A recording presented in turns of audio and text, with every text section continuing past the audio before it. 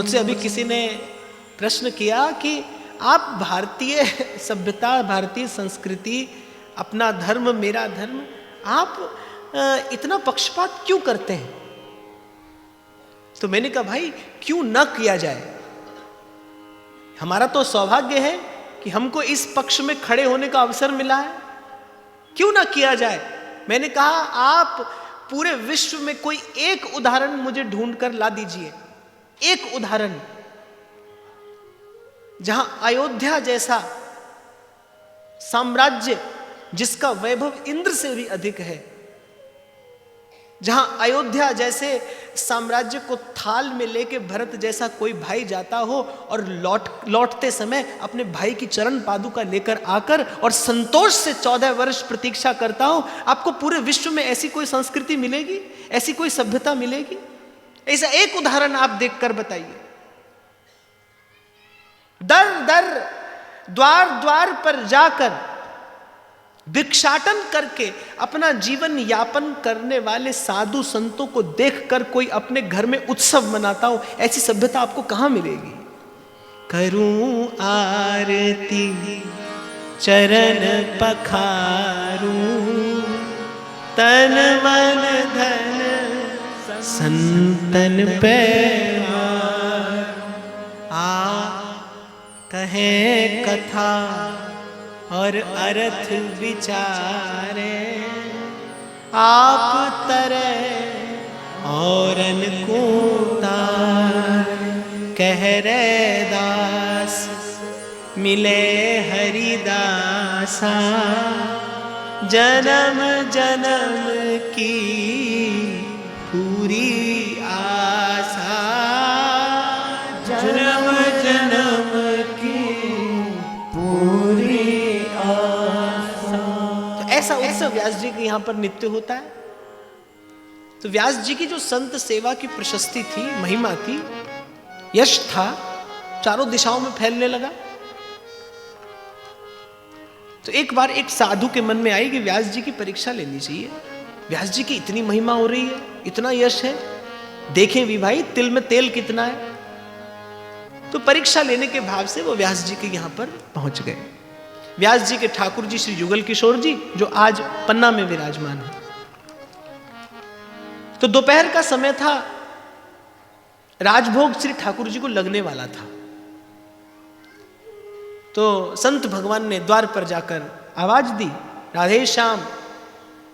व्यास जी दौड़कर द्वार पर गए, बड़े आदर से भीतर लेवा लाए, बैठाया, चरण पखारे, महाराज क्या सेवा करूं? संत ने कहा व्यास जी बड़ी भूख लगी है। तो व्यास जी ने कहा कि बस श्री ठाकुर जी को भोग लग ही रहा है, आप थोड़ी प्रतीक्षा करें तो आप प्रसाद पालें। अब उनको भूख तो थी नहीं, वो तो केवल व्यास जी की परीक्षा लेने के ही भाव से आए थे। प्रसंग उपस्थित हुआ है तो मैं आपको निवेदन कर दूं भाई, साधु की प्रतीक्षा करनी चाहिए, परीक्षा नहीं करनी चाहिए। प्रतीक्षा करने की बात तो संत कहते हैं कि तुलसी इस संसार में सबसे मिलिए धाये, ना जाने किस भेष में तुम्हें नारायण मिल जाए। प्रतीक्षा तो करिए, पर साधु की परीक्षा ना करिए। साधु की परीक्षा करने, देखो तर्क करने से चित्त अस्थिर होता है, परीक्षा का भाव मन में लाने से दर्प बढ़ता है, अभिमान बढ़ता है। परीक्षा ना करिए। पर संत की मौज, पहुंच गए। पर मैं कहता हूं ना करिए, लेकिन ऐसी स्थिति में भी कभी परीक्षा की घड़ी आ जाए तो फिर घबराइए मत, अर्थात प्रभु आपके यश को और फैलाना चाहते हैं, इसीलिए ये क्षण आया है। तो व्यास जी ने कहा महाराज बस थोड़ी सी प्रतीक्षा आप कर लीजिए, भोग लग जाए प्रसाद पाइए। अब संत तो भाई भर गए क्रोध में, अरे कैसे साधु सेवी हैं आप, मैं कह रहा हूं कि आपको मुझे भूख लगी है और आप मुझे प्रतीक्षा करने के लिए कह रहे हैं। व्यास जी ने कहा महाराज आप बिल्कुल ठीक कहते हैं, मुझ में कहां सेवा की योग्यता है, मुझसे गलती हुई, मुझसे अपराध हो गया, आप बैठिए, श्री ठाकुर जी को भोग बाद में लग जाएगा। सांचा मंदिर हरि के संत, और तुलसीदास जी तो कहते हैं अंतर्यामी गर्भगत संत सुंदरी माई, तुलसी पूजे एक के दो पूजे जाए। तो व्यास जी ने कहा महाराज मुझसे त्रुटि हो गई, अपराध हो गया, मेरी भूल क्षमा करिए। श्री ठाकुर जी को भोग बाद में लग जाएगा। श्री ठाकुर जी के लिए जो थाल जा रहा था, श्री व्यास जी ने तुरंत थाल मंगाया और संत भगवान को परोस दिया। पहली परीक्षा में व्यास जी पास हो गए, पर लेकिन संत का अभी मन नहीं भरा व्यास जी की परीक्षा लेने से। दूसरी बात, एक ग्रास भोजन का मुख में डाला, ये कोई भोजन है? एक ग्रास मुख में डालकर थाल उठाया और व्यास जी के मुख पर दे मारा। अरे बड़े संत सेवी कहाते हो तुम जैसा साधु सेवी कोई नहीं है, ऐसी महिमा तुम्हारी चारों दिशाओं में फैल रही है, ये तुम्हारी साधु सेवा है कि पहले तो साधु को प्रतीक्षा करने के लिए कहते हो और फिर ऐसा भोजन साधु को करने के लिए देते हो। जाने साधु ने मुख से क्या क्या व्यास जी को कह दिया। अब जो व्यास जी के जो सेवक सहयोगी थे उनको तो बहुत बुरा लगा। इससे पहले वो साधु को कुछ कहते व्यास जी ने रोक दिया। क्या उत्तर देते हैं व्यास जी? बोले संत भगवान, मोरे मन प्रभु असविश्वासा, राम ते अधिक राम करी दासा। ये बात मैंने सुनी तो थी, ये बात मैंने सुनी तो थी, लेकिन इसका प्रमाण प्रत्यक्ष रूप से मैंने आज ही जीवन में पाया है। सो कैसे?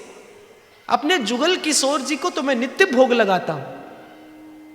आपने एक ग्रास तो पाया, वो तो कभी कभी एक ग्रास भी नहीं पाते।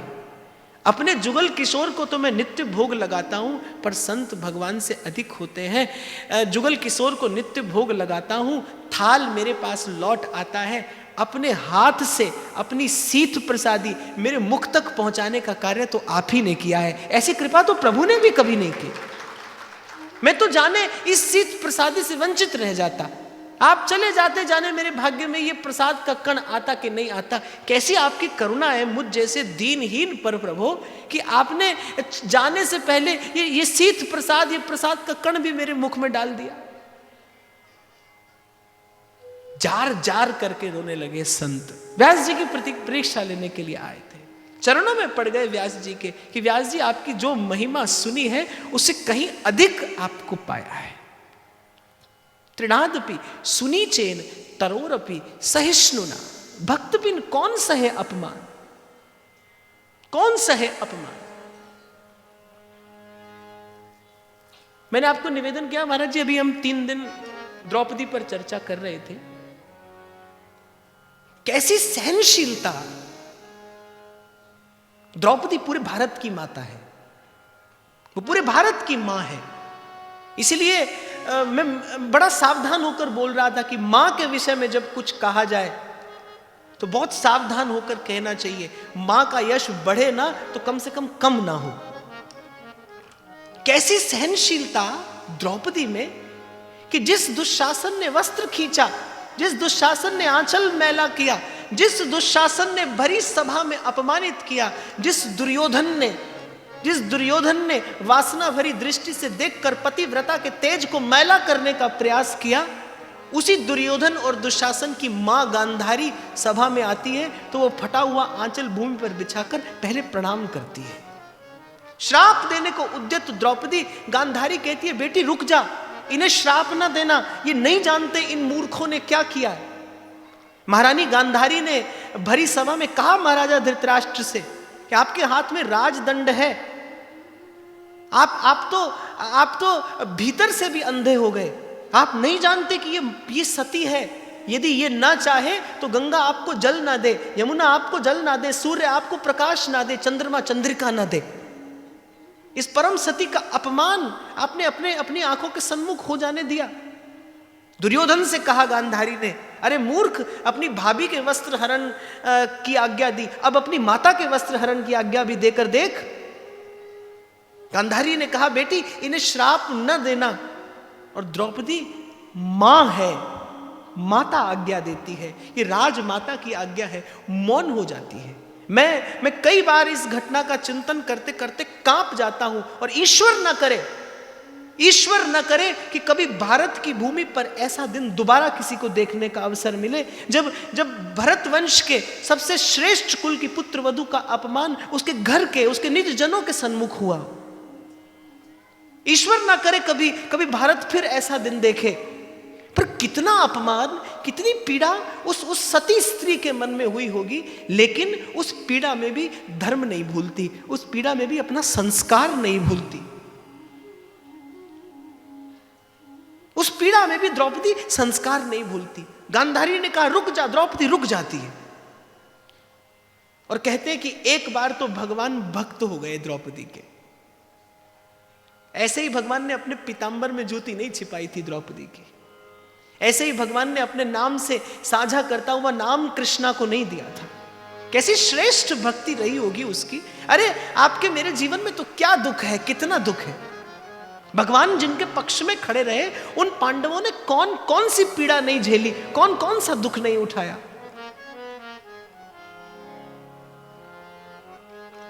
पर अपने धर्म का पन नहीं छोड़ा।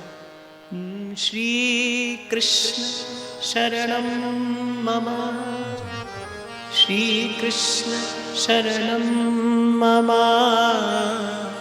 श्री कृष्ण शरणम मम, श्री कृष्ण शरणम मम। क्षमा बड़न को चाहिए, छोटन को उत्पात।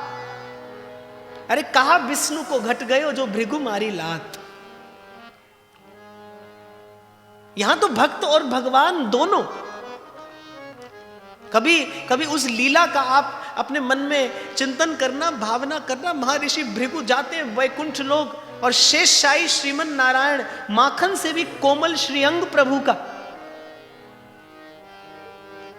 और केवल भगवान की भगवत्ता की परीक्षा लेने के लिए महर्षि भृगु लात से छाती पर प्रहार करते हैं।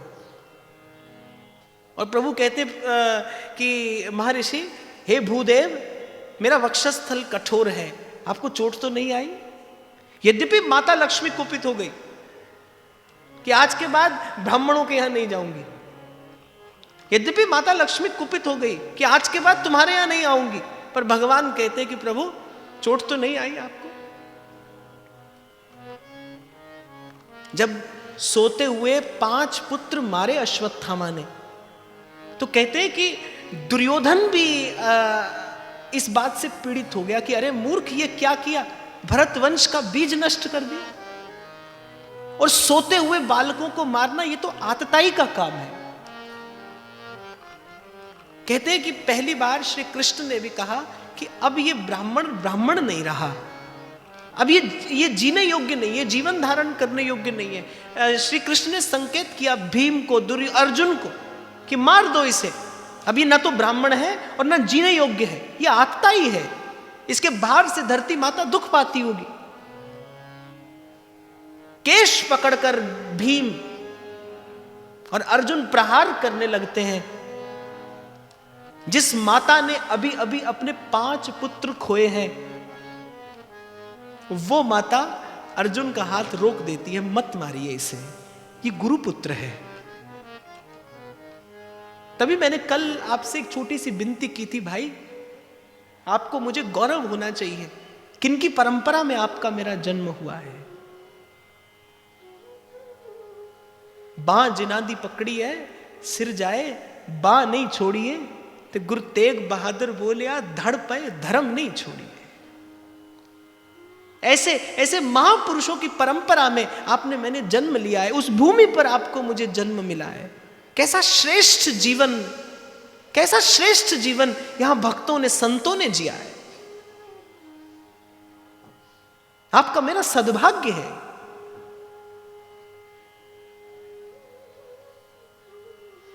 द्रौपदी कहती है मत मारिए, गुरुपुत्र है। कहते हैं भगवान के नेत्र सजल हो गए।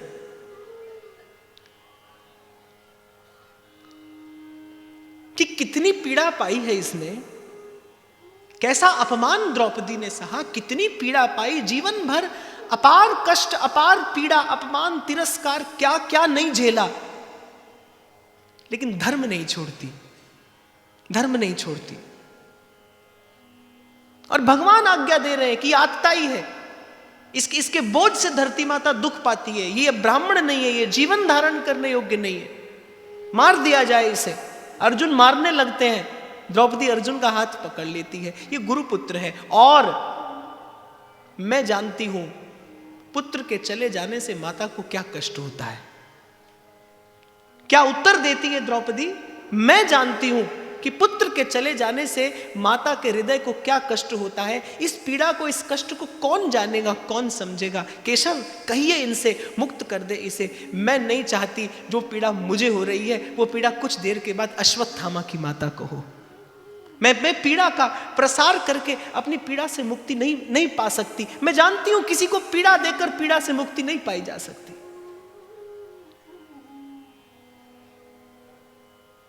और कहते हैं भगवान के नेत्र सजल हो गए,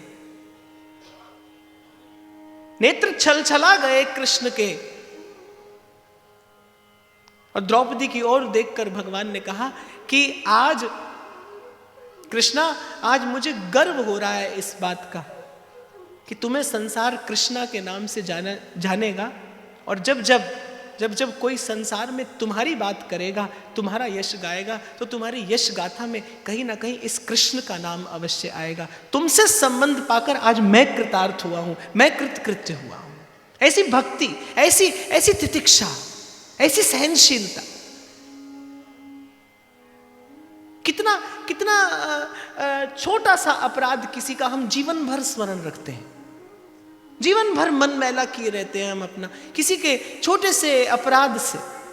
और ये तो जीव का स्वभाव है, ये जीव का स्वभाव है कि 1000 सत्कर्म भूल जाता है, कृतघ्न है, और किसी के द्वारा किया हुआ एक अपमान नहीं भूलता, एक अवज्ञा नहीं भूलता। और वहां दूसरी ओर प्रभु है कि अवगुण करे समुद्र सम पे गिनत न अपनो जान, और राई के सम भजन को मानत मेरू समान।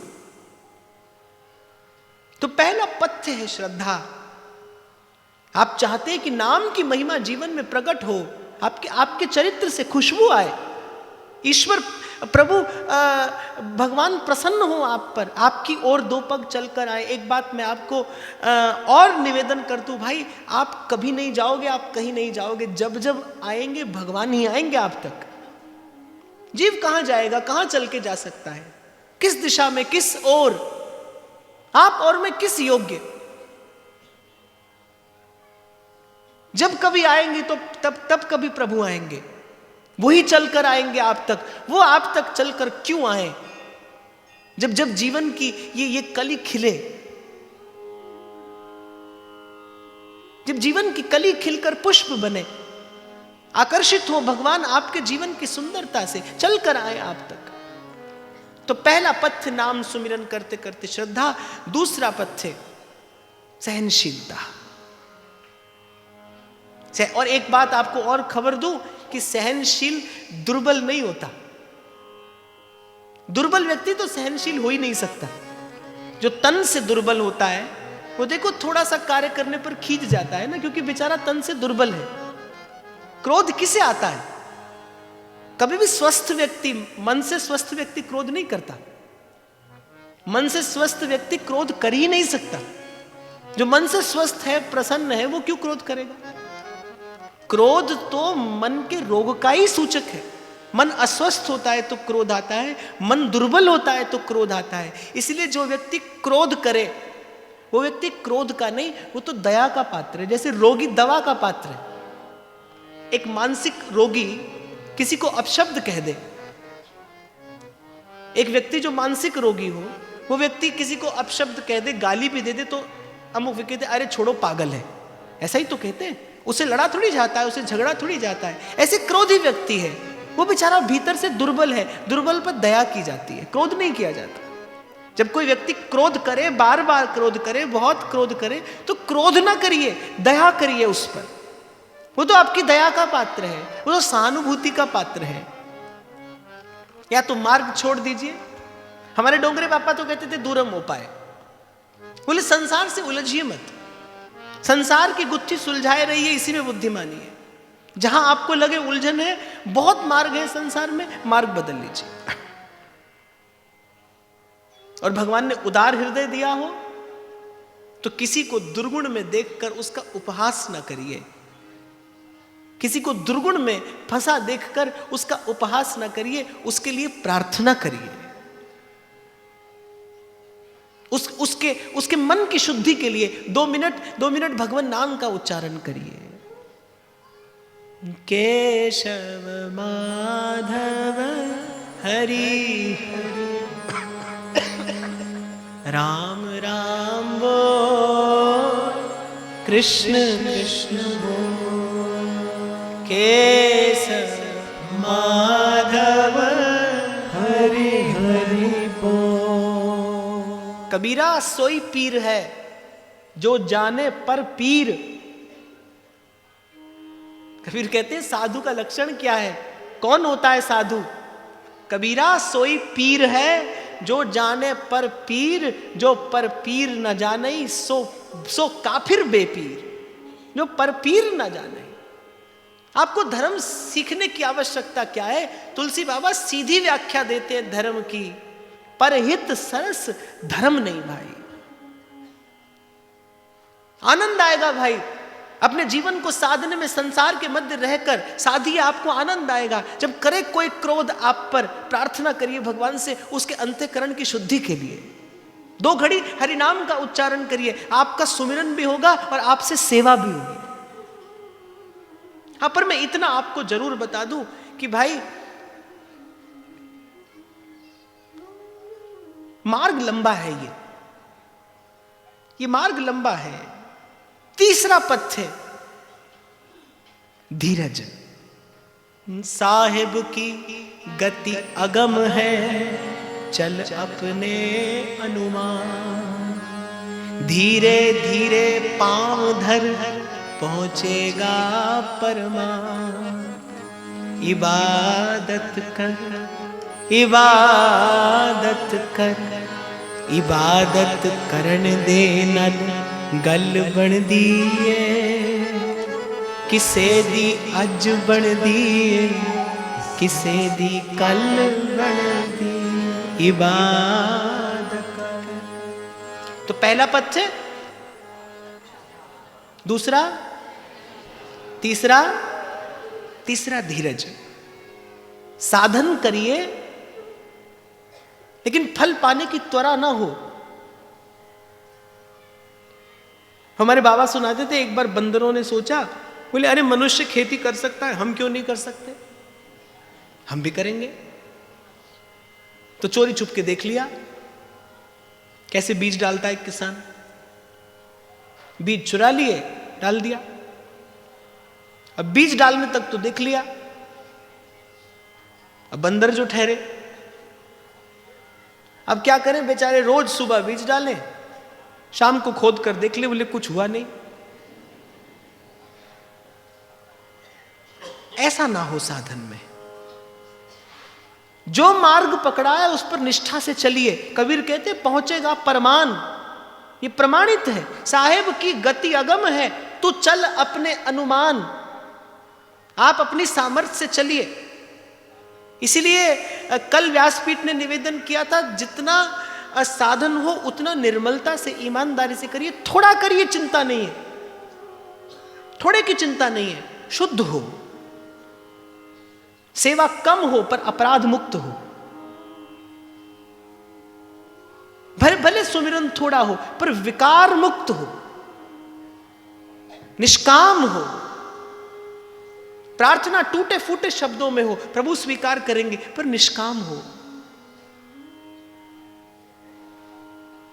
तो पहले श्रद्धा, फिर सहनशीलता, फिर साधन करते करते थोड़ा धीरज भी धरिए।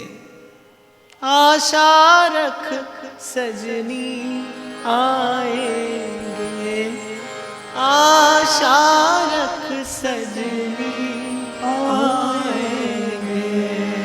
मुझे 2 पंक्तियां स्मरण आ गई। वे मैया तेरे वेखण नू चुक चरखा गली दे विच टावा। वे लोका पाने में कत दी। ये कर्म का चरखा चलता रहे। वे लोका पाने मैं कत दी तंदा तेरिया यादा दे नाल पावा वे मैया तेरे वेखण नू चरखे दी मिठी मिठी कूक दे बोले याद तेरी दा तू बोले वे निमा निमा गीत छेड़ के वे निमा निमा गीत छेड़ के तंद कत दी फुलारे खावा के मैया तेरे वेखण। और कल की बात आपको मैं एक बार फिर स्मरण करा दूं कि बाहर क्या दिखलाइए अंतर जपिए राम, कहा अर्थ संसार सो पर्यो धनी सो काम। तन की आवश्यकता संसार को है, मन की आवश्यकता प्रभु को है। तन दीजिए संसार में, खूब दीजिए, कीर्त करिए, खूब दीजिए। मैं तो कहता हूं कि संसार में तन देने से चूक न जाइए। सेवा में ये देह गले तो गालिए, चीटी सोले जुगल तक। हमारे लाडली दास जी कहते कैसा हित हो चीटी सोले जुगल तक, सब सो हित निष्काम। सब जीवन सो प्रीत रीत निबाहत आपनी। कहे कबीर काया ना जा रहे घर में रहे उदासी, अरे अपना सा जीव सबको जाने सहज मिले अविनाशी। कहत कबीर सुनो भाई साधो साहेब मिले सबूरी में, मन लागो मेरो यार फकीरी। साहेब मिले सबूरी में, कर्म का चरखा चलता रहे और उसके साथ साथ चरखे दी मिठी मिठी कूक दे बोले, चरखे दी मिठी मिठी कूक दे बोले, याद तेरी दा तू बोले, याद तेरी दा तू बोले, चरखे दी मिठी मिठी कूक दे बोले, चरखे दी मिठी मिठी कूक दे बोले, याद तेरी दा तू बोले, याद तेरी दा तू बोले।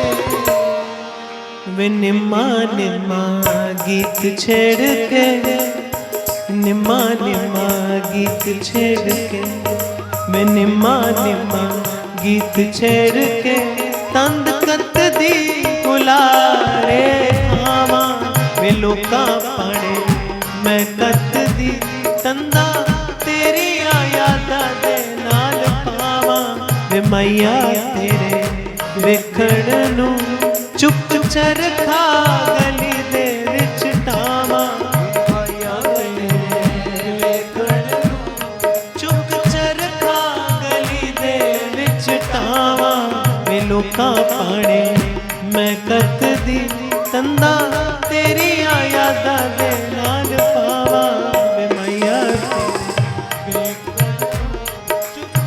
चरखा गली दे विच टावा वे निम्मा निम्मा गीत छेड़ के, निम्मा निम्मा गीत छेड़ के, वे निम्मा निम्मा गीत छेड़ के तंद कत दी कुलारे खावा वे लोका पाने मैं कत दी तंदा तेरी यादा दे नाल पावा वे मैया तेरे वेखण नू वेखण।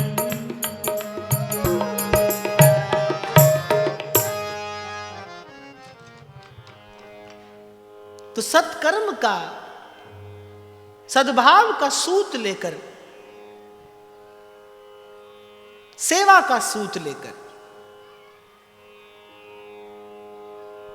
नहीं तो चरम वे खाते बंदाए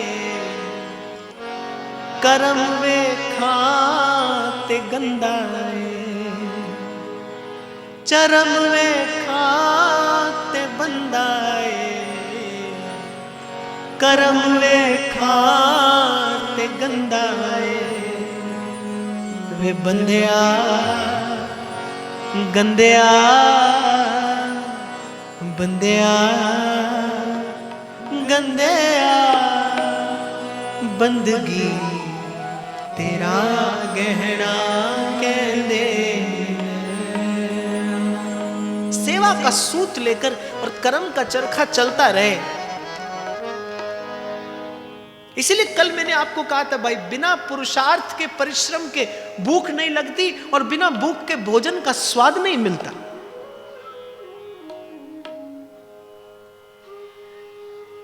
केवल भोजन को पेट में पहुंचा देना ही पर्याप्त नहीं होता।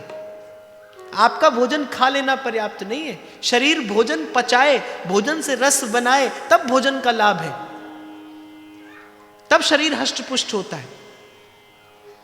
तो बिना परिश्रम के भूख नहीं और भूख के बिना स्वाद नहीं। ऐसे बिना सत्कर्म के, बिना सेवा के अंतःकरण की निर्मलता नहीं। अंतःकरण की निर्मलता के बिना प्रभु से मिलने की इच्छा नहीं, और प्रभु से मिलने की इच्छा के बिना सुमिरन सेवा में सुख नहीं।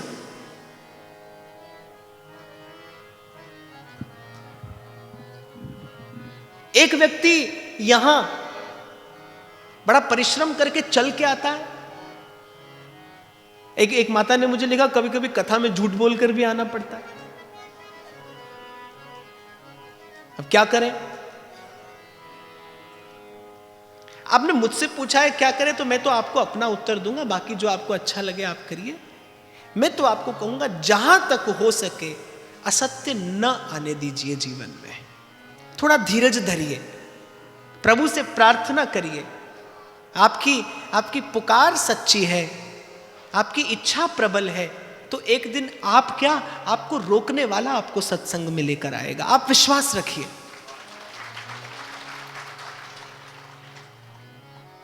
इबादत कर, इबादत कर, इबादत दे गल बन दिए, किसे दी अज बन दी, किसे दी कल बन दी।